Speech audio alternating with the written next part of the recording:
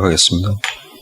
예수께서 이 말씀을 다 마치시고 제자들에게 이르시되 너희가 아는 바와 같이 이틀이 지나면 유월절이라 인자가 십자가에 못 박히기 위하여 팔리리라 하시더라. 그때에 대제사장들과 백성의 장로들이 가야바라 하는 대제사장의 관정에 모여 예수를 흉계로 잡아 죽이려고 의논하되 말하기를 민란이 날까 하노니 명절에는 하지 말자 하더라. 아멘. 마태복음 강의 148회차입니다. 오늘은 마태복음 26장 1절로 5절의 말씀을 가지고 용의주도라는 제목으로 함께 나누기를 원합니다. 부제목은 민란이 날까 하노니입니다.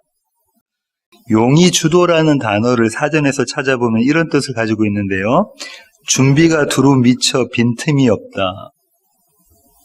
준비가 너무 잘 돼 있어가지고 빈틈이 없다는 거죠. 비슷한 말이 철두철미라는 이야기가 있습니다. 그죠? 철두철미. 처음부터 끝까지 빈틈없고 철저하다. 주로 철두철미라는 말을 좀 많이 쓰고요. 긍정적으로. 용의주도는 부정적으로 쓸 때도 간혹 있기도 합니다. 여러분은 용의주도 하시고 또 철두철미 하신가요? 강 집사님 어제 행사 잘 치르셨나요? 네, 우리 주원이가 너무 좋은 데다가 또 친구까지 데리고 가서 친구 앞에서 또 으쓱도 해보고 아주 콘서트가 너무 좋았다고 그러더라고요. 매사에 용의주도하고 철두철미하신 분들도 계십니다. 그죠? 계획성 있게 잘 하고 계신 분도 계신데 저는 참 계획적인 편이라고 생각합니다. 그렇게 훈련되어 왔고 대학 전공도 학부 때 전공도 그렇고 또 직장 생활도 또 사업도 그렇게 계획적으로 해왔었습니다. 근데 용의주도하고 철두철미하기까지는 못한 것 같아요. 왜냐면 그 계획이 계속해서 펑크가 나고 그러니까 그렇죠. 오늘 설교는 이 용의주도, 다시 말하면 빈틈없는 계획과 또 빈틈없는 실행에 관한 것입니다. 오늘 강호찬 집사님이 읽으셨던 이 본문은 마가복음에도 나오는데요. 마가복음 14장 1절로 2절입니다. 마가복음 14장 1절로 2절. 이틀이 지나면 유월절과 무교절이라 대제사장들과 서기관들이 예수를 흉계로 잡아 죽일 방도를 구하며 이르되 밀란이 날까 하노니 명절에는 하지 말자 하더라. 한 군데 더 보겠습니다. 누가복음 22장 1절로 2절입니다. 누가복음 22장 1절로 2절. 유월절이라 하는 무교절이 다가오매 대제사장들과 서기관들이 예수를 무슨 방도로 죽일까 궁리하니 이는 그들이 백성을 두려워함이더라. 오늘 마태복음에 나와 있는 구절과 같은 내용을 갖고 있다. 그죠? 마태복음에서는 대제사장들과 백성들의 장로들이라고 했는데 누가복음과 마가복음에는 서기관들은 바리새인들을 대표하고 있다. 그죠?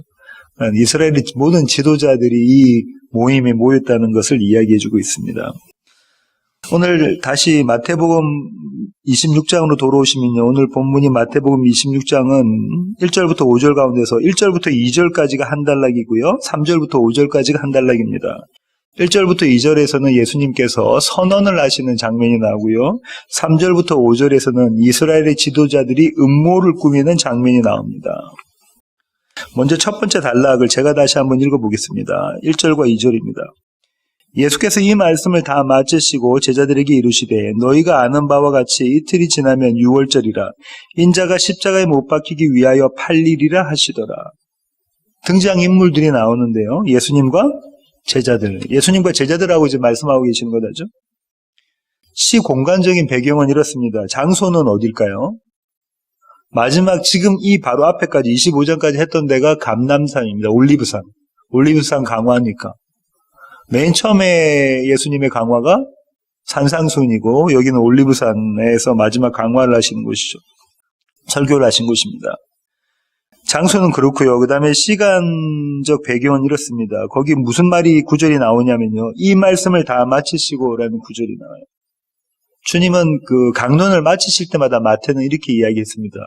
이 말씀을 다 마치시고 이 가르침을 다 마치시고 이 비유를 다 마치시고 이렇게 해서 마치실 때마다 이 하나의 강론이 끝났습니다. 설교가 끝났습니다라는 것을 표현해주고 있거든요. 여기는 마지막 강론에는 특별히 한 글자가 더 들어가 있는데 그 글자가 다라는 겁니다. 다른 데서는 다라는 글자가 없어요. 여기서는 이 말씀을 다 마치시고, 이 다 마치시고는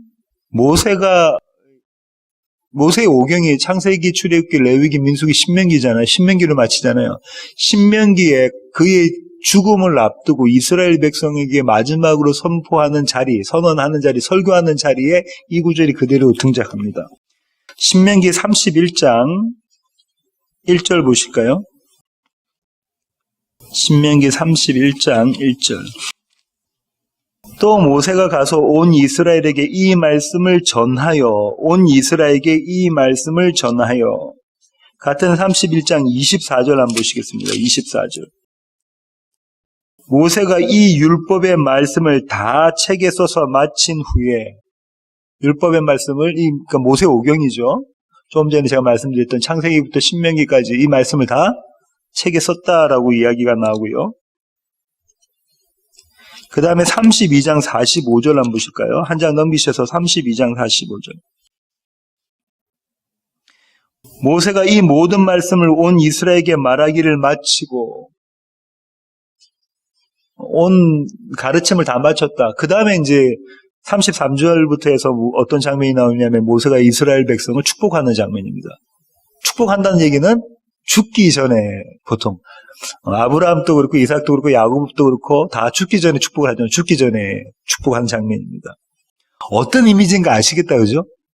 마지막 강론을 마치시고 죽기 전에 하셨던 축복이 겟세마네의 축복이십니다, 그죠? 그게 요한복음 17장에 나와 있는 대제사장적 중보기도. 그러고 난 다음에 십자가를 지시는 장면이라는 거죠. 이 그림이 이렇게 그려져 있습니다. 여기서 이 말씀을 다 마치셨다는 것은 이제 모든 가르침을 다 끝내셨다라는 말씀이 되겠죠. 그 다음에 또 시점을 알 수 있는 구절이 한 군데가 더 나오는데요. 그것이 이틀이 지나면 유월절이라는 겁니다. 유월절, 이스라엘의 절기의 의미를 제대로 알 필요가 있는데요. 유월절은 이스라엘 절기로 아비볼이라고 하고요. 아비볼. 정월입니다. 우리나라 말로 하면 1월 15일이 유월절입니다. 1월 15일. 출애굽기 12장 2절 보실까요? 출애굽기 12장 2절. 출애굽기 12장 2절. 이 달을 너희에게 달의 시작 곧 해의 첫 달이 되게 하고, 그 다음에 유월절에 대한 이야기가 나오거든요. 그러니까 유월절이 있는 그 달이 언제라고요? 정월. 이스라엘의 첫 달. 이제 달력이 시작되어졌다라는 날이 그 날인 겁니다. 신명기 16장 1절 보실까요? 같은 이야기가 나와 있는데요. 신명기 16장 1절. 신명기 16장 1절. 아비볼, 정월입니다. 정월을 지켜 내 하나님 여호와께 유월절을 행하라. 이는 아비볼에 내 하나님 여호와께서 밤에 너를 애굽에서 인도하여 내셨음이라. 이날부터 너희의 인생, 너희의 삶, 너희의 역사가 시작된다라는 겁니다. 이스라엘은 그렇게 이야기하고 있는 거죠. 그래서 종교력으로는 이 아비볼은 1월이 됩니다. 6월절은. 바벨론 포로 이후에는 민간력을 사용했는데요. 그 민간력으로는 니산월이라고 하는데 그건 7월에 해당되고요. 우리가 쓰고 있는 양력, 그러니까 태양력으로는 3월이나 4월, 이 6월절이 해당이 됩니다. 6월절이 정월 15일, 아비법 15일이라고 했고요. 그 14일 날 밤에 뭘 먹냐면 뭐 먹죠? 6월절에 어린 양과 무교병, 누룩이 들어가 있지 않은 무교병을 먹게 되죠. 그러면 지금 이 시점은 그날로 6월절 만찬을 먹기 또 전날이라는 겁니다. 그죠? 또 전날. 본문의 시점은 13일입니다. 정월 13일. 이날은 뭐 하는 날이냐면요. 왜 이 날이 중요하냐면 이스라엘이 정결 예식을 하는 날이 이 날입니다. 모든 이스라엘 민족에 있는 사람들이 6월절에 어디로 모이죠? 예루살렘에 모입니다. 그죠?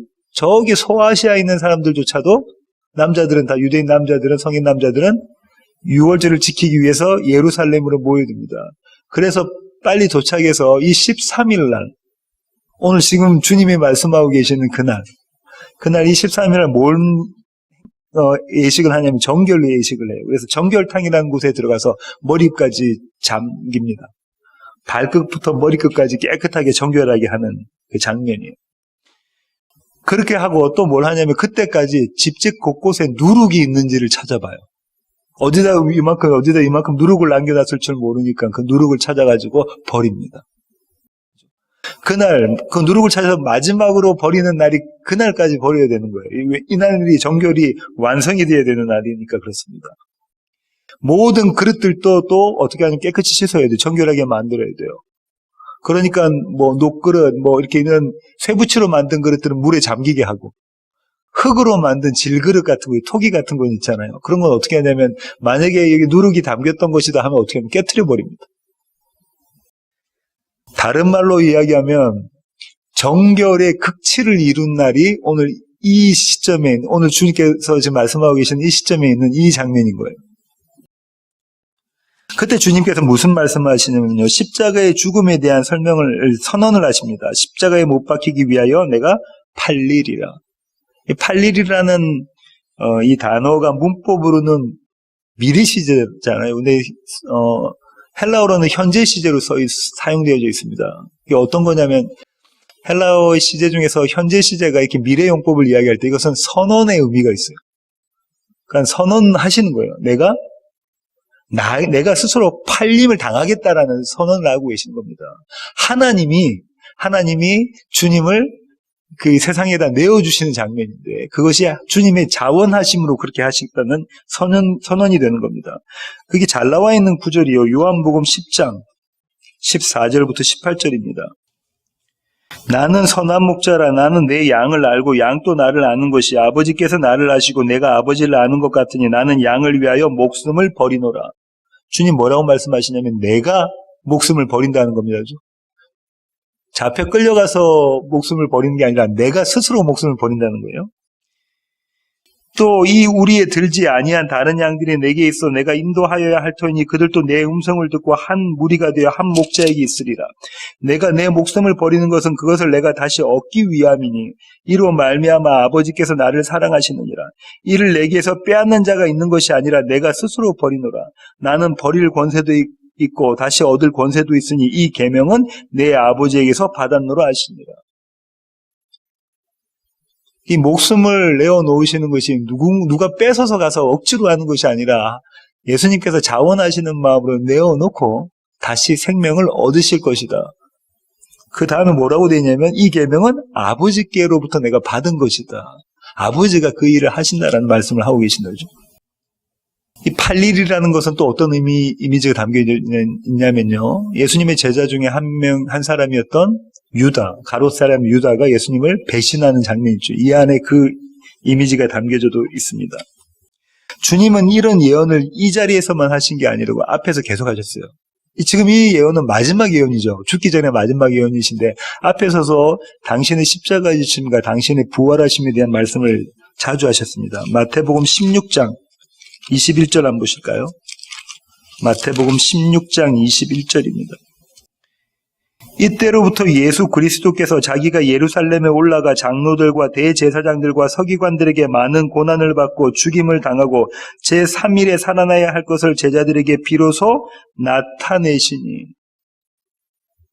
지금 이때가 이제 처음 말씀하신 겁니다. 주님께서 제자들에게 뭐라고 말씀하셨다고요? 내가 죽어야 돼. 내가 죽고 사흘 만에 다시 살아날 것이다. 그 다음 대목이 베드로가 뭐라고 이야기하죠?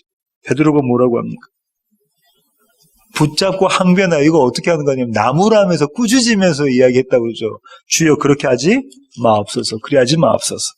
이 일이 결코 주께 미치면 안 됩니다. 그 전에 베드로가 뭘 했냐면 주는 살아계신 하나님의 아들이십니다라는 고백을 했었던 베드로였거든요. 그런 고백을 했음에도 불구하고 지금 어떻게 이야기하고 있는 거냐면 베드로가 주님이 죽으신다라는 이야기를 듣자 이거 도대체 이 일은 있을 수 없다는 겁니다. 왜 그러냐면 유대 사람들에게 메시아는 어떤 인물이냐면 모세 같은 인물, 다윗 같은 인물입니다. 모세가 어떻게 했습니까?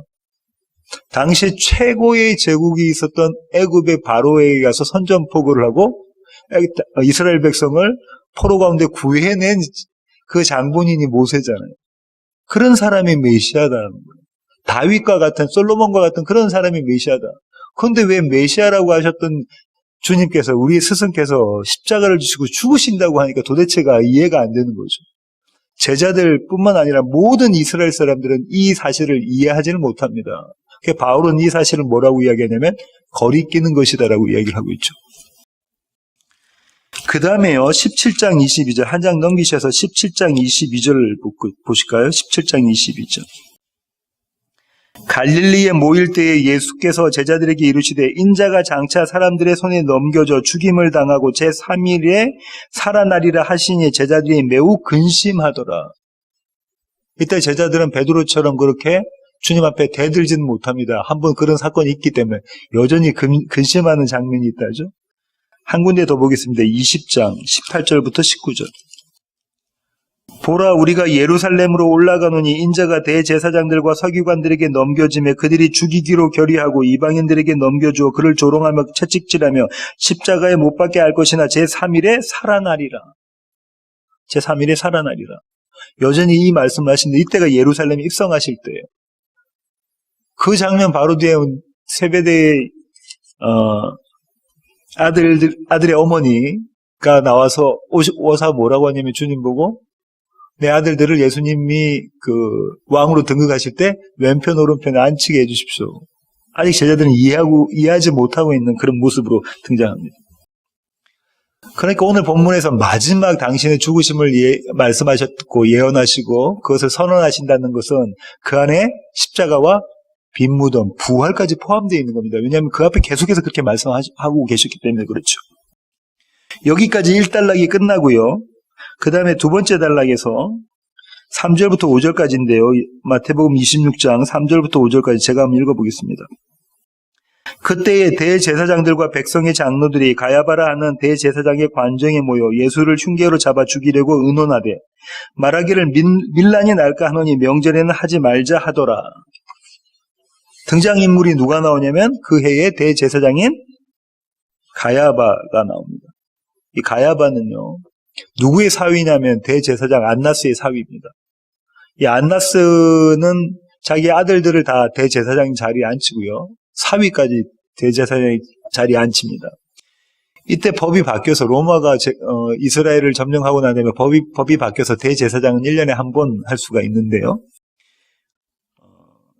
이 가야바는 주후 18년부터 36년까지 계속해서 대제사장을 해먹었어요.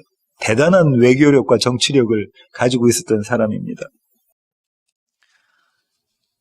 그 다음에 마가복음과 누가복음에는 이 대제사장들과 장로들 외에도 아까 말씀드린 것처럼 서기관들도 참석했다, 바리새인들도 참석했다. 그러니까 이스라엘의 모든 지도자들은 그 자리에 다 모였다는 겁니다. 그들의 모임의 이유가 뭡니까? 그들의 모임의 이유는 예수를 잡아 죽이는 겁니다. 예수를 잡아 죽이는 거예요. 요한복음에서는 이 모임을 공회라고 해요. 공식적으로 모인 거예요.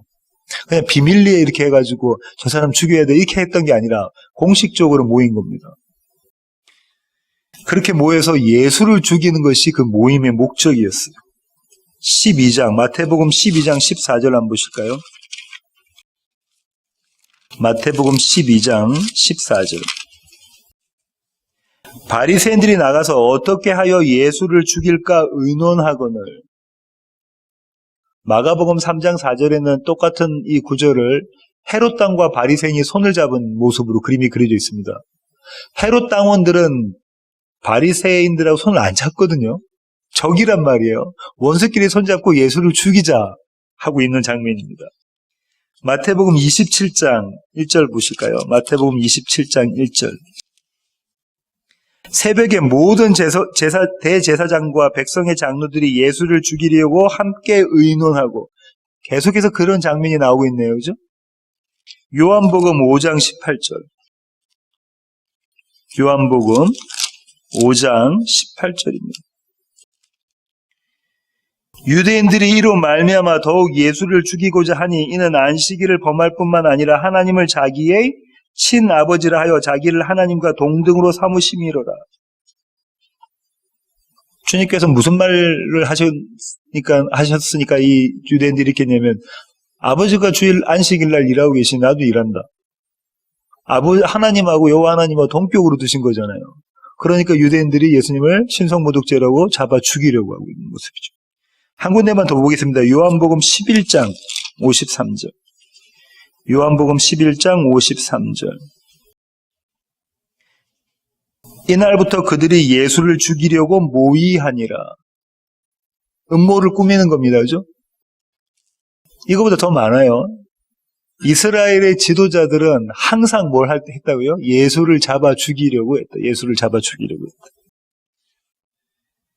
이건 구약에 이 구절이 그대로 있어요. 그게 성취되는 장면인 겁니다.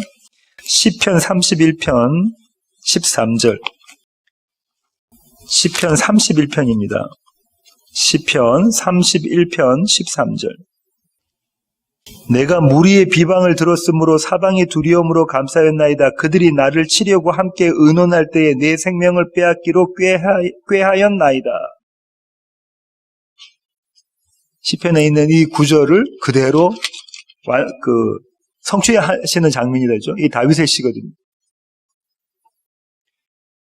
교황 프란치스코는 어떻게 이야기했냐면요. 이런 모습을 보고 이스라엘의 영적인 침해라는 표현을 썼었습니다.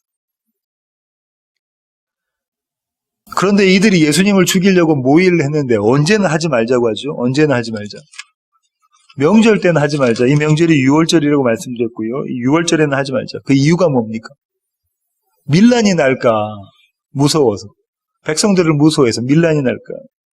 왜냐하면 대중들이 예수님을 누구라고 알고 있었냐면 선지자로 알고 있었거든요.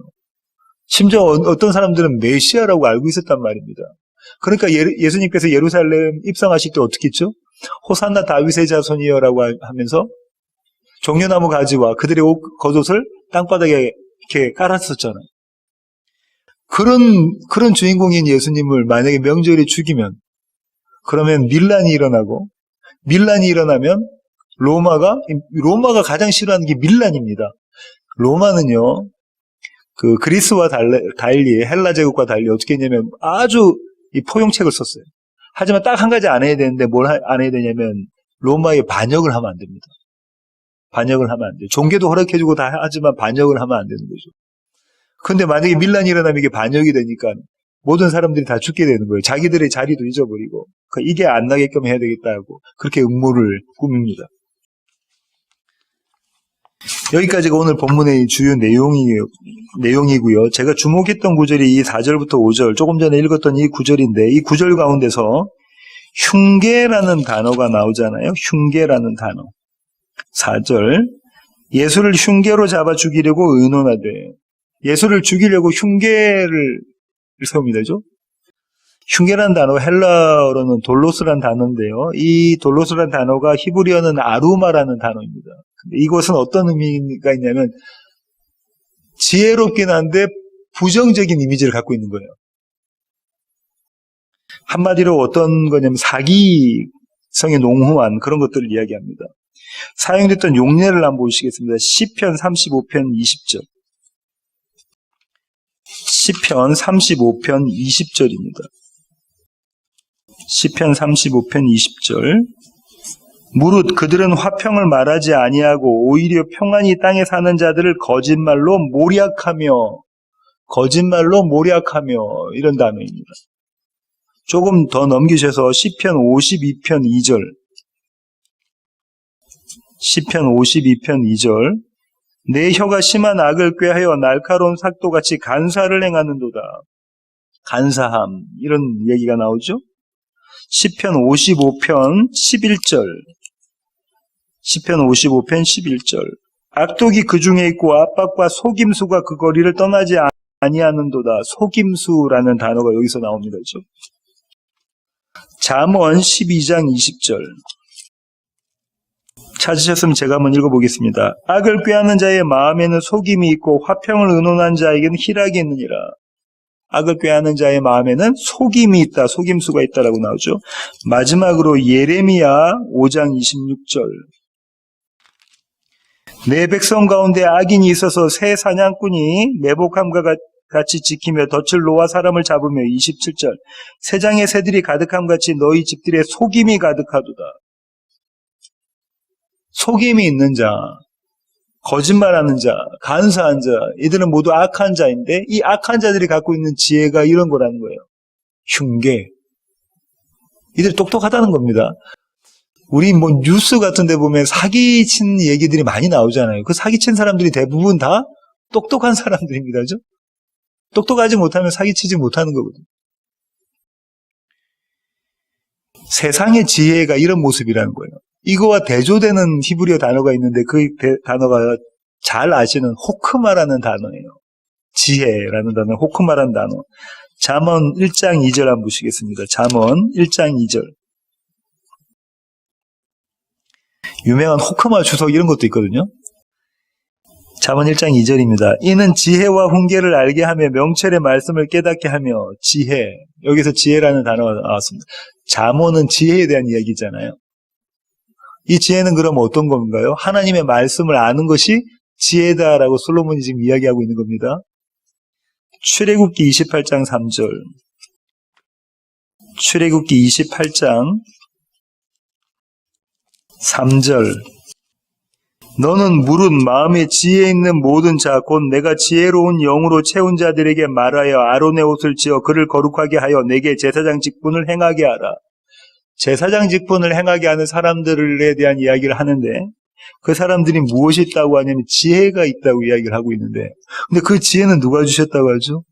하나님이 주신 것. 다시 말하면 성령으로 가득한 자들이 지혜 있는 자다라는 이야기를 하고 계십니다. 출애굽기 31장 3절. 출애굽기 31장 3절. 하나님의 영을 그에게 충만하게 하여 지혜와 총명과 지식과 여러 가지 재주로 정교한 일을 연구하여.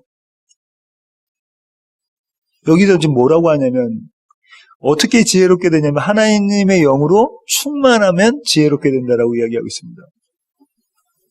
이 그 대조를 보셔야 돼요. 세상에서 지혜롭다라는 것은 속임수, 간사하고 사기고 거짓말이고 그런데 하나님께서 하늘로부터의 지혜는 하나님께서 주신 영이 가득한 것 그것이 그 성령이 충만한 것이고 하나님의 말씀을 알아가는 것이고 그것은 진리 이런 겁니다. 그죠? 이 두 지금 지혜가 대조되고 있다는 거예요. 세상의 지혜와 하늘의 지혜가 대조되고 있다는 이야기입니다. 저는 이것을 오늘 본문에 비추어서 몇 가지 관점에서 좀 살펴보려고 하는데요. 첫 번째, 6월절 어린 양을 바라보는 세상의 지혜와 하늘의 지혜의 대조입니다. 세상의 지혜는 6월절 어린 양을 어떻게 바라보냐면요. 그들이 모인 이유가 뭐라고요? 6월절 어린 양을 죽이려고. 메시아를 죽이려고. 예수 그리스도를 하나님을 죽이려고. 그들이 지혜로운 자인가요? 세상에서 보면? 최고의 학문을 했던 자들인가요? 최고의 권력을 잡았던 자들인가요? 이스라엘을 다스리는 자들인가요? 그럼 지혜로운 자들이잖아요. 그들의 지혜의 결론이 뭐라고요? 예수를 잡아 죽이는 것입니다. 예수를 잡아 죽이는 것. 하나님의 지혜는 역설로 드러나는데요. 6월절 어린 양을 죽이는 것으로 그렇게 제사를 지내서 대제사장들은 자신들과 자신들이 나라, 민족, 이스라엘을 구원해내는 역할을 하는 자들이잖아요. 제사장의 역할이 뭡니까? 대제사장의 역할이. 어린 양을 잡아서 6월절에 그 피로 자기와 모든 이스라엘 백성을 하나님께로부터 죄 용서를 받는 그 구원의 자리를 이끄는 자가 대제사장이잖아요. 그들이 지금 뭘 하고 있어요? 6월절 어린 양을 죽이는 6월절 어린 양 그 하나님을 받아들이는 게 아니라 죽이는 대단한 역설을 하고 있는 겁니다. 그죠? 근데 그 역설 가운데 하나님의 일하심, 하나님의 원래의 계획하심, 하나님의 원래의 작정하심, 하나님의 창세전 언약이 이루어지는 모습입니다. 두 번째 측면은요, 그들이 정결과 관련이 되어 있습니다. 세상의 지혜는 정결 예식을 통해서 6월절 어린 양의 만찬을 먹는 거잖아요. 6월절을 지키는 겁니다. 정결 예식을 통해서.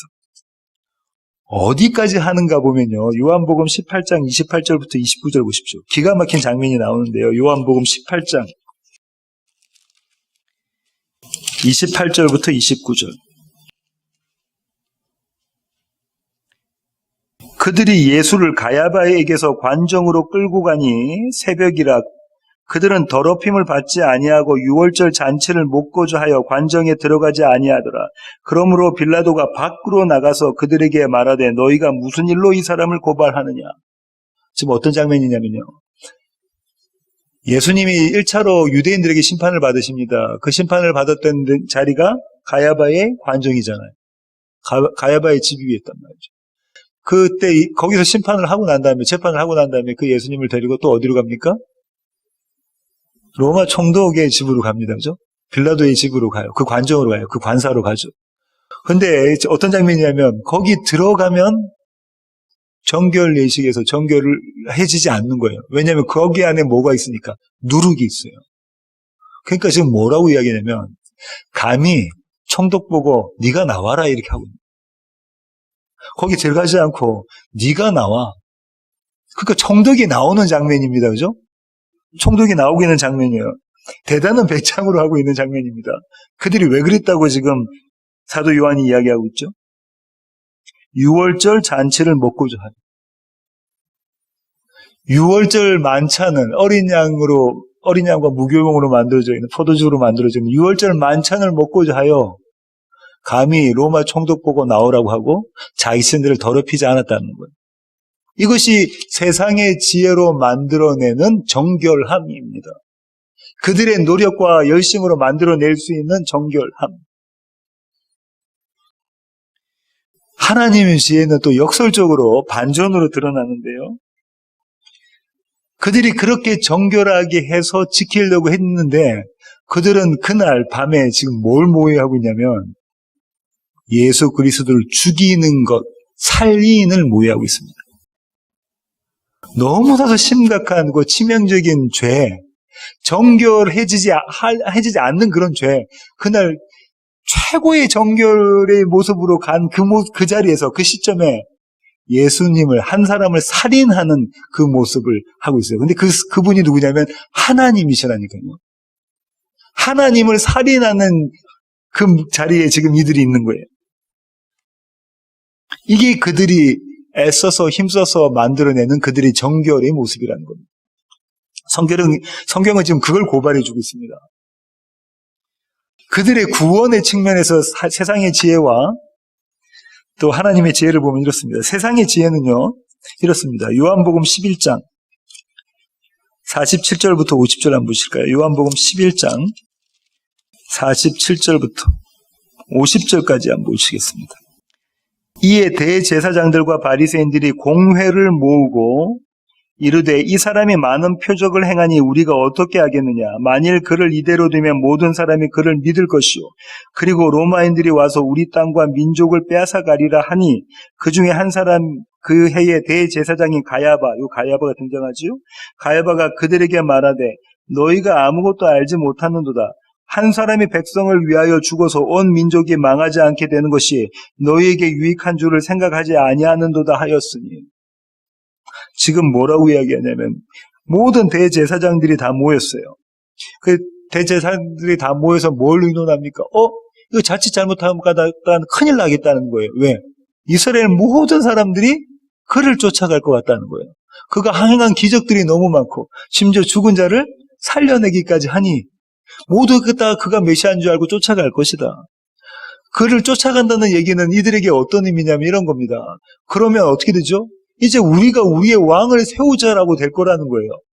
세상 사람들이 생각했던 것처럼 이제 우리가 우리의 왕을 세워서 다윗의 영광, 솔로몬의 영광을 되찾자, 저 로마를 물리치자 이렇게 할 거라는 거죠. 백성들이, 무리들이, 대중들이. 그럼 뭐가 일어나는 겁니까? 밀란이 일어나는 거잖아요. 그렇게 되면 어떻게 되죠? 로마의 분노를 사서 이스라엘 민족은 초토화되고 우리는 물론 이스라엘 민족이 이 땅에서 씨가 말라버릴 것이다. 그걸 걱정하고 있는 거예요. 대단히 애국적인 마인드로 지금 걱정하고 있는데 그때 가야바가 등장합니다. 최고의 정치력을 가지고 외교력을 갖고 있던 그 가야바가, 그의 대제사장이었던 가야바가 등장해서 뭐라고 이 조언을 해주죠? 너희가 별걸 다 걱정한다? 한 사람을 죽여서 온 민족을 살려내는 것이 그것이 유익하지 않느냐? 뭐 하자는 겁니까? 예수를 죽이자. 저 한 사람 죽이면 온 민족이 다 사는데 그럼 뭘 걱정하고 있어? 저 한 사람을 죽이면 되지. 그 다음에 하나님의 지혜가 등장합니다. 그 밑에 한번 보시겠습니다. 51절부터 52절까지. 이 말은 스스로 함이 아니요 그 해의 대제사장이므로 예수께서 그 민족을 위하시고 또 그 민족만 위할 뿐 아니라 흩어진 하나님의 자녀를 모아 하나가 되게 하기 위하여 죽으실 것을 미리 말함이로라. 자기는 예수를 죽여서 자기들이 이 민족이 말살되는 것 그것도 방지하고 자기들의 자리도 굳건히 지키자라고 이야기했는데 그 안에 하나님의 작전과 계획이 담겨져 있다는 거예요. 하나님의 용의 주도하심, 철두철미하심이 담겨져 있다는 거예요. 그가 지금 뭐라고 선언하죠? 그의 입술로? 그의 대제사장인 그가 하나님과 이스라엘과의 중재자 역할을 했던 그 대제사장인 그가 그의 입술로 뭐라고 하냐면 하나님의 메시지를 선언해버립니다. 대단한 역설과 반전입니다. 이 하나님의 지혜라는 거예요. 하나님의 호쿠마라는 겁니다. 그분이 우리 죄로부터 구원해내실 6월절 어린 양 하나님이시다. 오늘 설교의 결론을 맺도록 하겠습니다. 세상에 한평생을 자신의 지혜로 살았던 사람이 있습니다. 사기, 속임수, 간사함 이런 게 대명사 됐던 창세기에 나타났던 인물이 누구죠? 야곱입니다. 그죠? 야곱. 평생을 그는 그의 지혜로 살았습니다. 그의 열심으로 살았었죠. 창세기 25장 29절부터 33절 우리가 지금 창세기를 보고 있는데요. 창세기 25장 29절부터 33절 찾으셨으면 제가 한번 읽어보겠습니다. 야곱이 죽을 쑤었더니 에서가 들에서 돌아와서 심히 피곤하여 야곱에게 이르되 내가 피곤하니 그 붉은 것 팥죽입니다. 그 붉은 것을 내가 먹게 하라 한지라. 그러므로 에서의 별명은 에돔이더라. 야곱이 이르되 형의 장자의 명분을 오늘 내게 팔라. 에서가 이르되 내가 죽게 되었으니 이 장자의 명분이 내게 무엇이 유익하리요. 야곱이 이르되 오늘 내게 맹세하라. 에서가 맹세하고 장자의 명분을 야곱에게 판지라. 창세기 주의 설교 때 이거 말씀 나눴다 그죠? 지금 에서가 배가 고파서 팥죽 한 그릇에 장자권을 팝니다. 그 팥죽은 붉은색, 아담을 땅, 이걸 상징한다고 제가 말씀드렸죠. 땅의 지혜가 이런 지혜라는 거죠. 근데 이 땅의 지혜를 산 자의 모습도 이 모습입니다. 뭘로 사죠? 속임수로 사는 장면입니다. 그죠? 사기로 사는 장면입니다. 자기의 지혜로 사는 장면이에요. 27장, 한 장 더 넘기셔서 27장 22절부터 24절 보실까요? 27장 22절부터 24절. 야곱이 그 아버지 이삭에게 가까이 가니 이삭이 만짐에 이르되 음성은 야곱의 음성이나 손은 에서의 손이로다 하며 그의 손이 형 에서의 손과 같이 털이 있으므로 분별하지 못하고 축복하였더라. 이삭이 이르되 네가 참 내 아들 에서냐? 그가 대답하되 그러하니이다. 네가 참 내 아들 나의 장자 나의 맏아들 에서니? 라고 아버지의 이삭이 물어보자 야곱이 뭐라죠? 예, 제가 에서입니다. 거짓말하는 자, 속임수하는 자, 사기하는 자, 기만하는 자. 이게 세상의 지혜라는 거예요. 그리고 그는 마침내 그가 그토록 원했던 장자권의 축복을 받나요? 예, 축복을 쟁취하게 됩니다. 결실을 맺어요. 32장 10절, 창세기 32장 10절 보십시오. 창세기 32장 10절.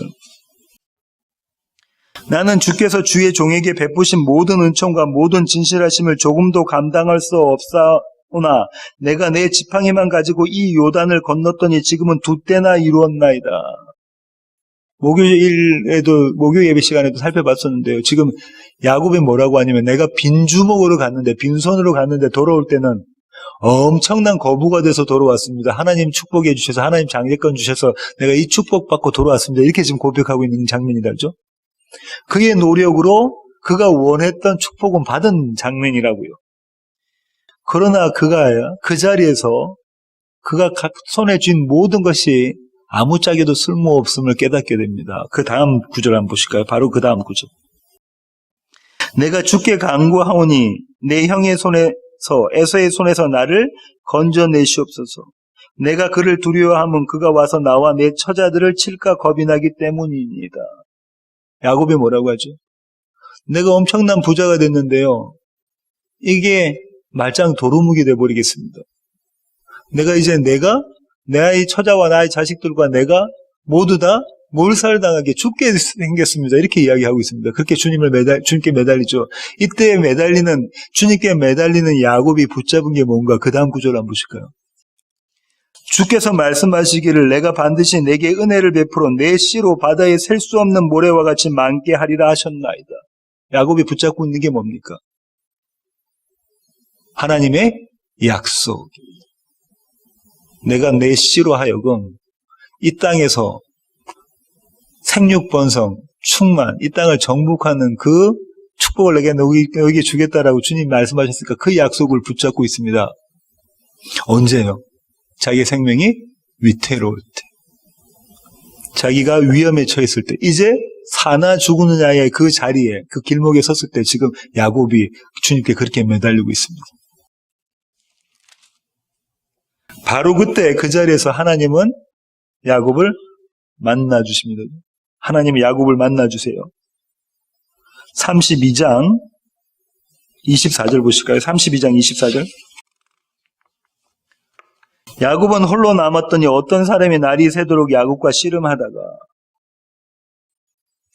야곱이 이제 다 보내고 홀로 남았어요. 지팡이 하나 잡고 홀로 남아 있습니다. 그때 어떤 사람이 나타납니다. 저는 이것을 이미 그 사람은 그 자리에서 야곱을 기다리고 있는 분, 하나님이시죠.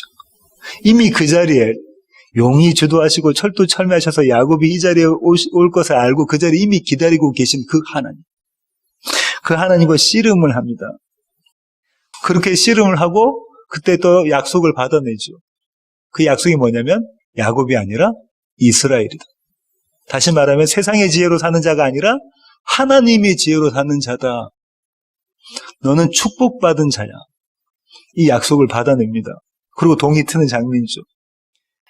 철두철미하시고 용이 주도하신 그 하나님의 일하심, 그분의 계획하심을 그대로 실행해내시는 그분의 능력으로 지금 그자가 야곱이 그 자리에 선 겁니다. 세월이 흘러서요. 이제 죽음을 앞둔 야곱이 이렇게 고백을 하는데요. 창세기 47장으로 가시겠습니다. 지지난주 우리가 나눴던 말씀인데요. 창세기 47장 29절부터 31절 한번 보실까요? 창세기 47장 29절부터 31절. 이스라엘이 죽을 날이 가까움에 그의 아들 요셉을 불러 그에게 이르되 이제 내가 내게 은혜를 입었거든 청하노니 내 손을 내 허벅지 아래에 놓고 인애와 성실함으로 내게 행하여 애굽의 나를 장사하지 아니하도록 하라. 내가 조상들과 함께 눕거든 너는 나를 애굽에서 메어다가 조상의 묘지에 장사하라. 요셉이 이르되 내가 아버지의 말씀대로 행하리이다. 야곱이 또 이르되 내게 맹세하라 하매 그가 맹세하니.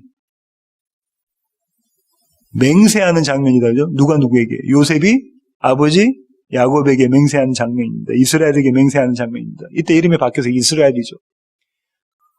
야곱이 이스라엘이 뭐라고 말하냐면 자기 아들 요셉 보고 나의 허벅지 아래에 손을 넣어라. 이거는 남자의 성기를 붙잡으라는 얘기죠. 남자의 성기를 붙잡는다는 것은 씨의 약속을 하고 있다는 겁니다. 네가 약속해. 아브라함의 늙은 종의 장면에서 제가 이걸 설명을 드렸어요. 그러면서 지금 요셉이 약속하자 어떤 장면이 나오냐면 이런 장면이 나옵니다. 31절. 이스라엘의 침상머리에서 하나님께 경배하니라. 침상의 경배, 침상의 예배라는 말씀을 드렸는데 이것이 야곱이 드렸던 예배입니다. 침상의 예배가 뭔가요?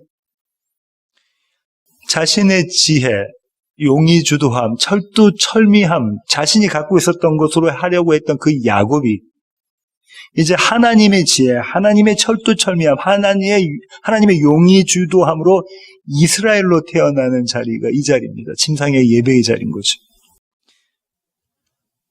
자기 자신을 믿었고 자기 자신을 하나님으로 삼았던 자가 이제 여호와 하나님, 예수 그리스도만 나의 하나님입니다라고 고백하는 그 자리가 침상의 예배의 자리입니다. 십자가와 빈무덤이 교차되는 자리가 그 자리가 침상의 예배의 자리입니다. 사망에서 생명으로 거듭 태어나는 자리가 침상의 예배의 자리입니다. 이 자리에 주님께서 야곱을 이끄셔서 이스라엘로 삼으시고 그분의 용의 주도하심을 보여주시는 자리가 이 자리입니다. 오늘 마태복음 본문으로 다시 돌아오셨어요. 마태복음 26장입니다. 26장 1절부터 5절, 특별히 3절부터 5절 가운데 나와 있는 이 말씀 가운데 하나님의 이 용의 주도함이 들어있습니다. 제가 여러 관점에서 말씀을 드렸다, 그죠? 그들은 자신들의 지혜를 가지고 야곱의 지혜예요. 야곱의 장자권, 세상의 장자권을 이루기 위해서 이 허로모로 노력하는데 아주 아이러니컬하게 역설적이에요.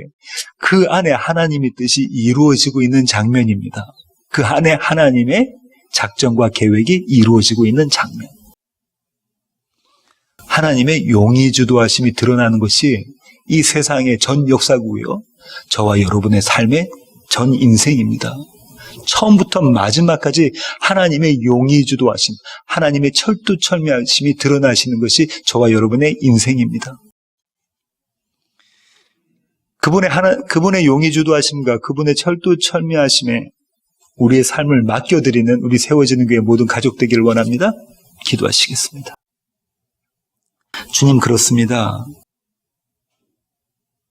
주님, 우리는 늘 우리의 용의 주도함을, 우리의 철두철미함을 붙잡고 있습니다. 그래서 우리의 하나님을 되기 위해서 열심히 노력하며 용을 씁니다. 하지만 마지막 자기의 침상에서 하나님께 예배드렸던 야곱처럼 우리 모두는 하나님의 열심을, 하나님의 용의 주도하심을 보게 하십니다. 주님, 그것이 은혜입니다. 이 은혜로 사는 세워지는 교회 모든 가족들 될 수 있도록 주님 저희들을 붙잡아 주시옵소서. 이제는 우리 주 예수 그리스도의 놀라우신 구원의 은혜와 하늘 아버지의 크고 극진하신 사랑과 우리 안에 내주하셔서 날마다 우리로 하여금 참 지혜를 알아가게 만드시는 주님의 용의 주도하심을 배워가게 만드시는 그 성령님의 충만하심이 이제 주님 앞에 머리 숙인 세워지는 교회 모든 지체들 머리 위에 이제로부터 영원토록 함께 하시기를 예수 그리스도의 귀하신 이름으로 간절히 축원하옵나이다. 아멘.